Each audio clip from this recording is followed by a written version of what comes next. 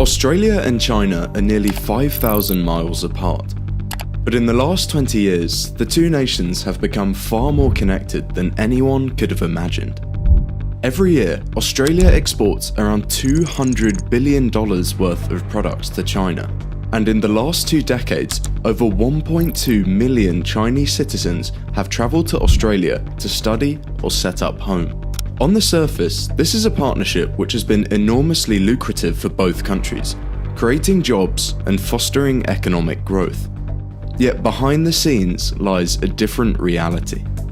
Australia's partnership with China has secretly been crippling their economy, affecting everything from education to housing. This may seem strange at first. Australia's GDP per capita is 5 times more than China's, and it's a far richer country.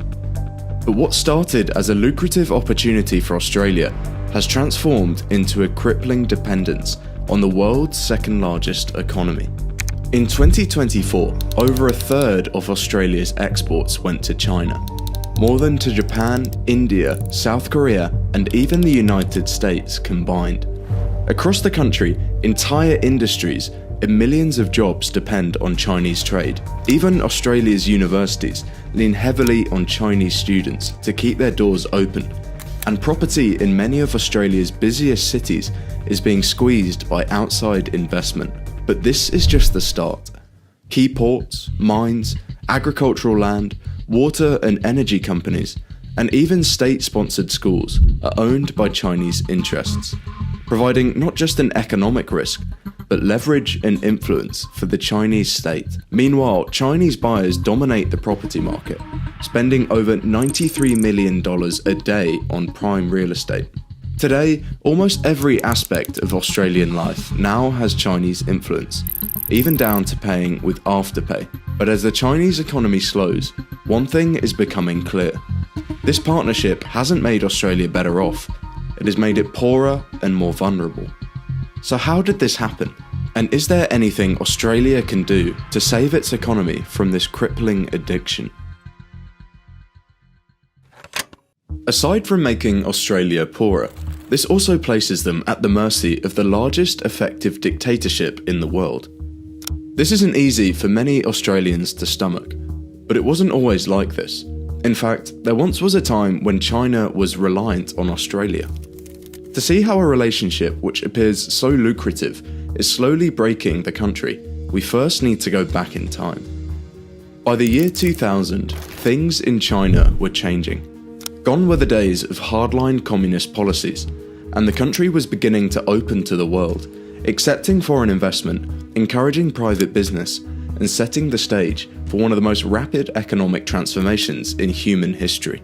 Over the course of 40 years, it went from a third world country, on par with some of the poorest in the world, to today a wealthy developed nation. This process of modernization created an insatiable demand for raw materials: steel for skyscrapers and bridges, coal for power plants, and natural gas for heating homes and fueling industry. But there was one problem. These were resources which China did not have readily available. But there was one country that could help: Australia. They were already riding the high of a mining and extraction boom which began in the 1960s. Blessed with large natural resource deposits and the infrastructure to export them, the Australian economy was perfectly placed to accommodate this newfound demand, and the two countries quickly became partners. Australia dug up their minerals, shipped them off to China, and in return, billions of dollars poured into the Australian economy. What followed was an economic boom. GDP per capita soared, putting Australia ahead of many of its developed world peers. Cities like Perth and Brisbane became bustling hubs for the mining industry, and thousands of jobs were created, both directly in the mines and indirectly in supporting industries like logistics and engineering. As time went on, this trade relationship continued, and more of the Australian economy was centered on exporting minerals to China. By 2024, well over 1 in 3 of Australia's exports were heading to China. And today, the Australian economy is in a unique position amongst developed nations of the world.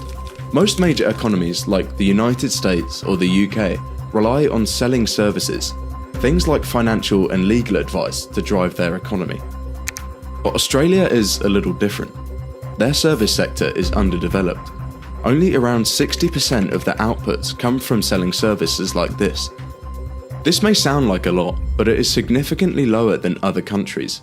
In the UK, 83% of output comes from services, and in the US it's well over 70%. Instead, the Australian economy has relied on exporting resources, energy, and agricultural produce to foreign countries, primarily China. But China's influence over Australia isn't just economic. Just a few weeks ago, Chinese warships circled Australia, sparking panic in their government. But depending on the source, this could be framed as a serious threat or just another routine patrol. This is why, once again, I use ground news to provide me with coverage that cuts through all the noise and tells me what's really happening. With 50,000 news sources feeding into the website, app, and email updates, I can filter stories by factuality, bias, and location, allowing me to instantly compare how different outlets report on a topic. With Chinese warships, I saw a right-wing outlet call the Australian left-wing PM out of his depth, while this Chinese-owned site described the submarine's presence as merely a circuit around the island.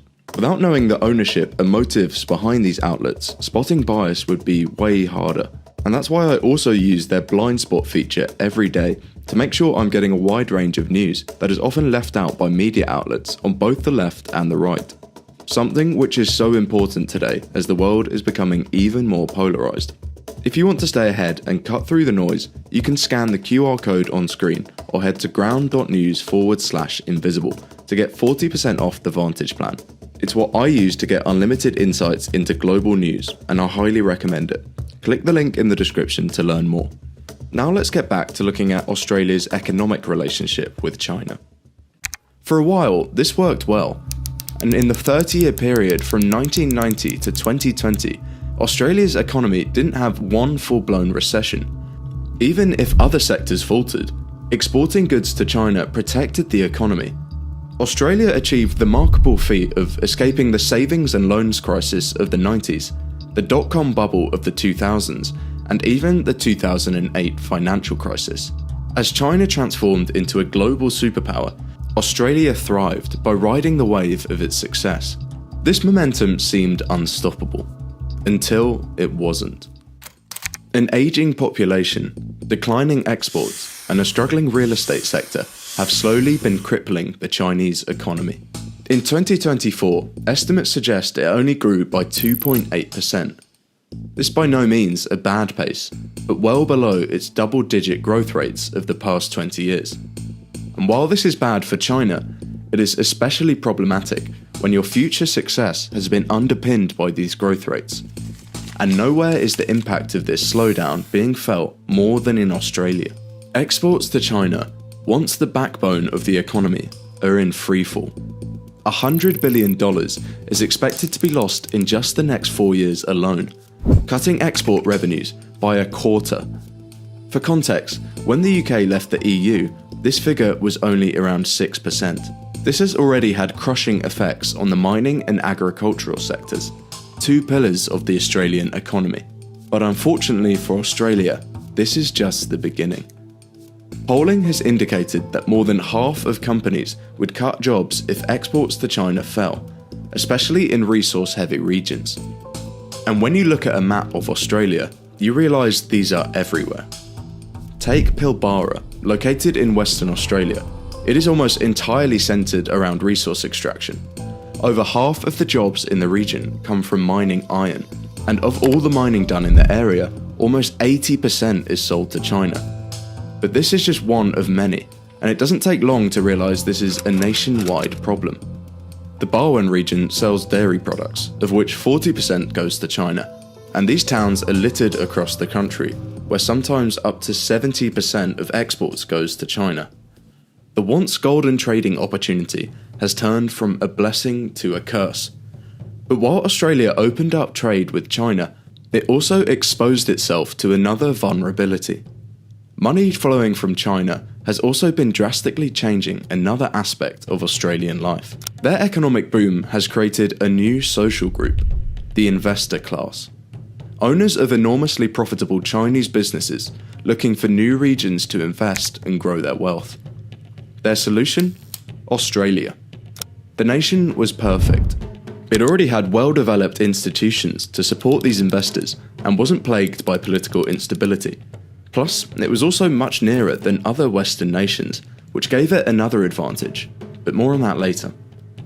Chinese investors flocked to Australia, taking billions of dollars of investment with them. Since the 2008 financial crisis, China has invested over $153 billion in Australia, meaning many Australian companies are in some cases entirely Chinese owned. Take Energy Australia. The company provides electricity and natural gas to nearly 2 million customers across the country, dominating 15% of the market share. Equally, Port Darwin, one of the largest and most strategically significant ports in the country, is also Chinese owned. Escaping this influence has become practically impossible for the average citizens. The profits of almost any product, good or service which is bought will go in part to China, the result of decades worth of Australian firms selling their assets for a quick profit.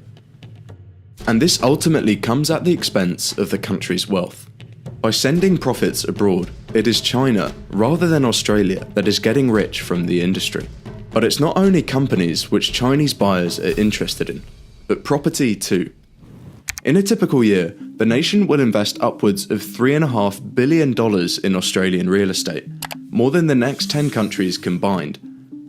This influx of Chinese buyers is raising the cost of buying and renting homes, squeezing the budgets of normal Australian families.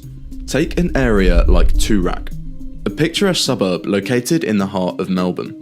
In the last 6 months, all major sales in the area were to Chinese buyers, and in many parts of the country, prices have been pushed up to the point where locals can no longer afford to live there. As China developed into an economic powerhouse, it wasn't just the investor class that was booming, but the middle class. Thousands of Chinese families who wanted better opportunities for their children looked to Australia. The nation is home to some of the best educational institutions in the world. Places like the University of Melbourne and the Australian National University attract the best and brightest students from across the country, providing them with the skills needed to enter high-paying, productive jobs. This international status means they're not only attractive destinations for top Australian students, but foreign nationals as well, particularly those from wealthy backgrounds seeking a distinguished education. The number of international students has grown dramatically since the turn of the century. Currently, the country hosts around 820,000 international students, of which around a quarter are Chinese. It's worth bearing in mind that the population of Australia is still relatively small, at 26 million people. This means that 1 in every 28 people in Australia are international students. In addition to this, international students pay significantly higher fees. While home student fees are capped at $14,000, for international students it can cost up to $50,000 per year. In the short term, this seems like a great deal. Australian universities can make some extra cash at the expense of Chinese students, while Australian nationals can enjoy the same education for a lower cost. But there's a problem. International students paying higher fees encourages universities to accept international students over Australian applicants, and every place filled by an international student is one missed out on by an Australian citizen. This trend is particularly evident at the top universities, which have international rates which in some cases climb as high as 45%. The massive influx of these students is harming the quality of the education available to Australian citizens. What's more, close to 90% of international students who study in Australia do not stay in the country long term. This is significantly higher than in most developed countries, like Canada or the US, where approximately half of international students stay in the country. This is strange.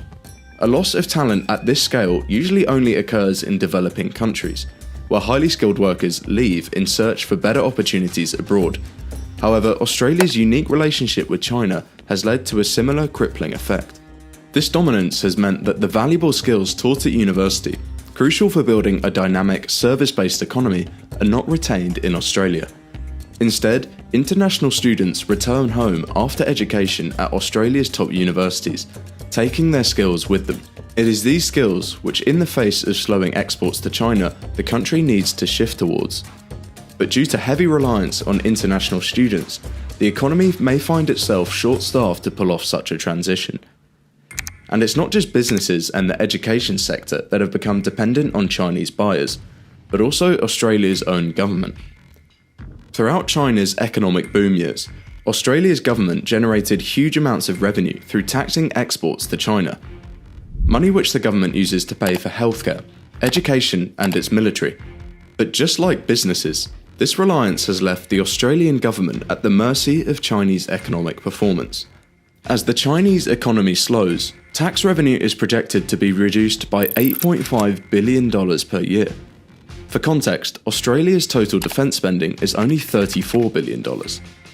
To fill this rapidly emerging black hole, the government will either need to raise taxes or cut spending. But both of these are highly unattractive prospects, especially at a time of job losses. And as unemployment rises in industries like mining and agriculture, more people will demand welfare support. This creates a dangerous double-edged sword.